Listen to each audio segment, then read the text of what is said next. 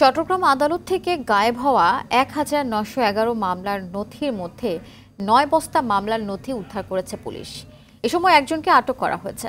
বুধবার রাতে কোতোয়ালি থানা এলাকা থেকে এসব নথি উদ্ধার করা হয়। বিষয়টি নিশ্চিত করেন কোতোয়ালি থানার ভারপ্রাপ্ত কর্মকর্তা আব্দুল করিম। এর আগে চট্টগ্রাম আদালতের হত্যা, মাদক চোরাচালান, বিস্ফোরণ সহ বিভিন্ন মামলার ১,৯১১ নথির খোঁজ না পাওয়ায় কোতোয়ালি থানায় সাধারণ ডায়েরি করেন চট্টগ্রাম মহানগর দায়রা জজ আদালতের সরকারি কৌঁসুলি পিপি মফিজুল হক ভূঁইয়া।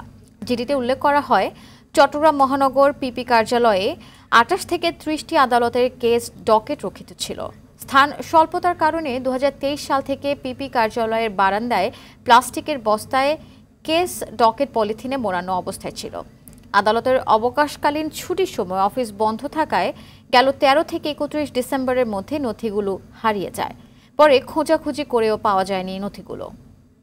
প্রমাণের ভিত্তিতে এবং সিসি ফুটেজ পর্যালোচনায় আমরা একজনকে শনাক্ত করি, তার নাম রাসেল বলে জানা যায়। পরবর্তীতে আমরা নির্বিচ্ছিন্ন অভিযান পরিচালনা করিয়া মহানগরী বাকুলিয়া থানাধীন বউবাজার এলাকা হতে রাসেল নামে একজনকে আমরা গ্রেপ্তার করি। সে এই হারানো সিডিগুলি কোর্ট বিলিং হতে কৌশলে নিয়ে একটা ভাঙ্গারির দোকানে বিক্রি করেছে মর্মে আমাদেরকে তথ্য দিলে সেই তথ্যের ভিত্তিতে তাকে নিয়ে আমরা অভিযান পরিচালনা করি।